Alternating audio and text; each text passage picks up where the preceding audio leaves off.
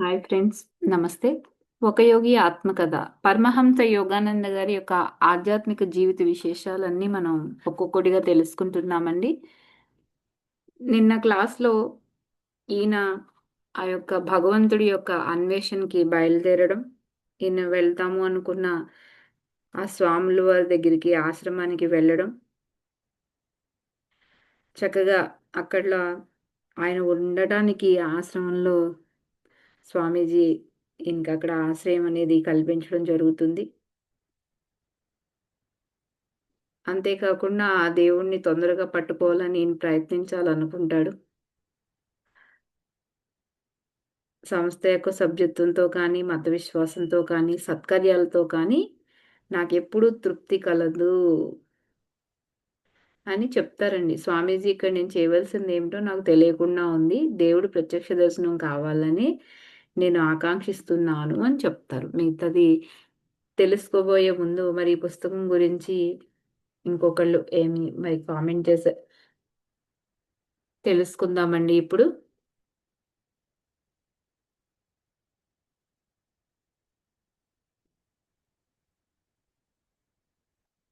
ఎంతో అద్భుతమైన పుస్తకం. 'ఒక యోగి ఆత్మకథ'. ఈ పుస్తకం ఎంతో మందికి దిశానిర్దేశం చేసిందండి. ఎన్నో పత్రికలు వాళ్ళు దేశ విదేశాల్లో ఎంతోమంది ఈ పుస్తకం గురించి చక్కగా వాళ్ళ అభిప్రాయాలను గూడా తెలియజేశారు. నిన్న మరి న్యూయార్క్ చెందిన సిరాక్యూస్ విశ్వవిద్యాలయంలో రెమాండ్ ఎఫ్ ఫైబర్ గారు ప్రొఫెసర్ గారు ఏం చెప్పారో విన్నామండి. ఈరోజు స్విట్జర్లాండ్‌కి చెందిన డీవెల్ట్ బాష్, అలాగే జూరిట్ గారు ఏం చెప్తున్నారో చూద్దాం. మరణం లేని సాధువుల గురించి, అద్భుతంగా రోగాలను నయం చేయటం గురించి యోగానందులు వర్ణించిన లేదా ఆయన భారతదేశపు జ్ఞానాన్ని, యోగ విద్యను గురించి చెప్పిన పాఠకుడు సమ్మోహితుడు అవ్వటం ఖాయం. ఏం చెప్తున్నారండి? మరణం లేని సాధువులంటండి. అద్భుతంగా రోగాలను నయం చేయటం గురించి, లేదా భారతదేశపు జ్ఞానాన్ని, యోగ విద్యను ఆయన ఎంత చెప్పినా పాఠకుడు సమ్మోహితుడవటం ఖాయం అంటున్నారనమాట. మిగతాది ఇప్పుడు ఒక్క లైక్ చేయండి ఫ్రెండ్స్. ఒక్క లైక్ చేయండి ప్లీజ్. ఎవరు చేసినా చేయకపోయినా మనకిది కాదు. మనం మన ధర్మం మనం నిర్వర్తించుకుందాం. ఇక్కడ కాషాయ వస్త్రధారి అయిన ఆ స్వాముల వారు ఆప్యాయంగా పరమహంస యోగానంద గారి వెన్ను తడతారండి. ఉత్తుత్తి కోసం నటిస్తూ పక్కనున్న శిష్యుల్ని కొందరిని మందలిస్తారంటండి. ఏమని? ముకుందుడిని ఇబ్బంది పెట్టకండి. మన పద్ధతులన్నీ క్రమంగా నేర్చుకుంటాడులెండి అని ఆ స్వాములు అంటారండి.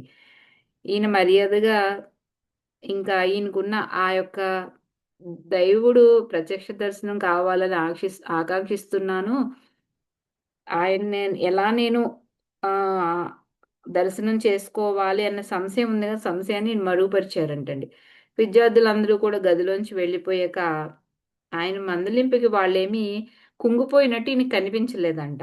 దయానందులు ఆ తరువాత ఈయనతో కొన్ని విషయాలు చెప్తారు. అవేంటి అంటే, "ముకుందా, మీ నాన్నగారు ప్రతి నెల నీకు వరుస తప్పకుండా డబ్బులు పంపిస్తున్నారు గదా! ఆ డబ్బు ఆయనకి తిప్పి పంపేయి" అని చెప్తారండి. ఎందుకంటే, ఇక్కడ ఆశ్రమంలో ఆ డబ్బులేమీ అవసరం లేదు. నీకు క్రమశిక్షణ కోసం ఇంకొక రెండో సూచన గూడా ఇస్తున్నాను అని చెప్తున్నారు. అదేంటంటే, భోజనం గురించి.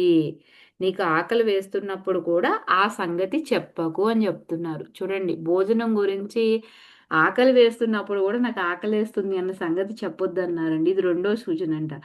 వెంటనే నీకీ పరమహంస గారికి ఏమనిపిస్తదంటే, నా కంట్లో ఆకలి మిలమిల్లాడిందేమో నాకైతే తెలియదు కానీ, నాకు ఆకలిగా ఉందన్న సంగతి ఆహ్, బాగా తెలుసు. కానీ ఆశ్రమంలో వేళ తప్పకుండా మొదటిసారి భోజనం పెట్టే సమయం మాత్రం మధ్యాహ్నం 12 గంటలంటండి. వీళ్ళింట్లో అయితే 9 గంటలకే సుష్టుగా పలహారం చేయటం. అంటే టిఫిన్ జేయడం ఈయనకి అలవాటు. కానీ ఆశ్రమంలో ఏమవుతుంది అంటే 12కి భోజనం పెడతారు. పలహారాలు గట్టా ఏవీ లేవనమాట.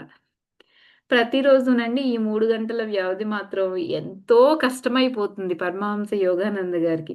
కలకత్తాలో అయితే అదే ఒక్క 10 నిమిషాలు ఆలస్యం అయితే గనక ఇంట్లో వంట వాడిని తిట్టేసేవారండి ఈయన. ఇప్పుడు ఆ రోజులన్నీ గతించాయి అని చెప్తున్నారు. ఇక ఆకలిని అదుపులో పెట్టడానికి ఎంతో ప్రయత్నం చేశారండి. 24 గంటల ఉపవాసం గూడా పూర్తి చేస్తారు. మర్నాడు మధ్యాహ్నం ఎప్పుడవుతుందా అని రెట్టింపు ఉత్సాహంతో ఎదురు చూస్తూ ఉంటారు. దయానందులు వారి బండి ఆలస్యంగా వస్తుంది. ఆయన వచ్చేదాకా మనమందరం భోంచెయ్యలేము అని ఇతని స్నేహితుడైన జితేంద్ర ఘోరమైన ఈ వార్తను తెచ్చి పరమహంస గారికి చెప్తారు.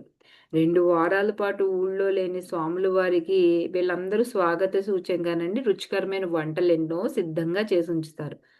ఆ వాసన ఆశ్రమంతా కూడా నిండిపోయిందంట. ఎలా అంటే ఆకలి పుట్టించేటంత వాసన అని జెప్తున్నారు. వేరే ఏమీ దొరకనప్పుడు నిన్నటి రోజున ఉపవాసం ఉన్నానన్న గర్వం తప్ప మరేముంటుంది మింగటానికి అని పరమహంస గారు చెప్తున్నారండి. దేవుడా! బండి తొందరగా రప్పించు. దయానందులు నా నోరు కట్టేయడానికి విధించిన నియమంతో దివ్య ప్రదాత అయిన భగవంతుడికి ఏమీ ప్రమేయం లేదని అనుకుంటున్నాను. భగవంతుడి దృష్టి మరో చోట ఉంది అంటున్నారు. ఎందుకంటే కుంటూ నడుస్తున్న గోడ గడియారం గంటలు గడిపేసిందంటండి. వీళ్ళ స్వాములు వారు గుమ్మంలో అడుగుపెట్టే వేళకి చీకటి పడిపోయిందంట. 12కి భోజనం చేయాలనుకున్న సమయముకి చీకటి పడిపోయిందంటండి. దయానంద స్వామి వారొచ్చేటప్పటికి. ఈయన పట్టరాని సంతోషంతో ఆయనకెంతో స్వాగతం చెప్తారంట. చూడండి చిన్న పిల్లలకి తల్లిదండ్రులు ఊర్లు ఎళ్ళినప్పుడు ఆళ్ళకి వచ్చేటప్పుడు ఏమన్నా తీసుకొస్తే పరుగు పరుగున గుమ్మం దగ్గరికి ఎలా వస్తారండి? అలా వెళ్లారంటండి స్వాగతం చెప్పడానికి. దయానందులు ముందు స్నానం జేసి తర్వాత ధ్యానం చేసుకుంటారంట. ఆ తర్వాతనే మనం వడ్డన చేసేది అని జితేంద్రుడు ఒక అపశకునం పక్షిలాగా మళ్ళీ ఈయన దగ్గరకొచ్చి తయారయ్యాడంటండి. ఈయన దాదాపు ఆ మాట అనేటప్పుడు పాపం స్పృహ తప్పిపోయే స్థితిలో ఉన్నారంట.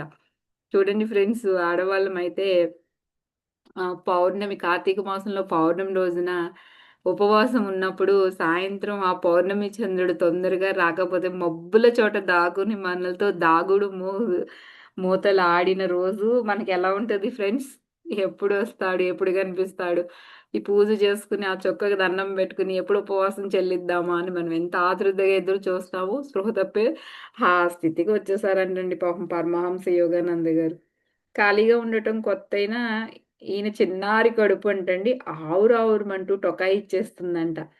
ఈయన చూసిన క్షమాబాధితుల చిత్రాలు ఈయన ముందు పిశాచాల్లాగా అల్లాడుతున్నాయంటండి.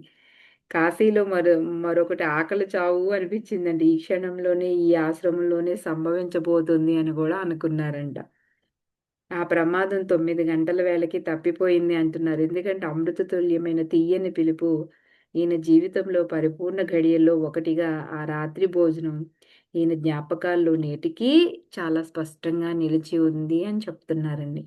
ఈయన భోజనంలో ఎంత గాఢంగా మునిగిపోయినప్పటికీనండి దయానందుల వారు పరధ్యానంగా భోంచేస్తున్నారన్న సంగతి మాత్రం ఈయన గమనిస్తారు.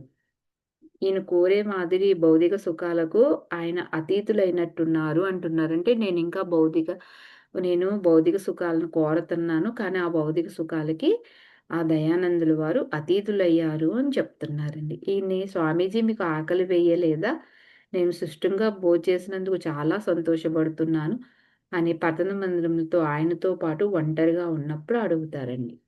మిగతాది మరి రేపు తెలుసుకుందాం. దానికి దయానంద స్వామి ఏమి ఆన్సర్ చెప్తారు అనేది లైక్ చేయండి, షేర్ చేయండి ఫ్రెండ్స్. మీ విలువైన అభిప్రాయాలను తెలియచేయండి. Thank you for watching.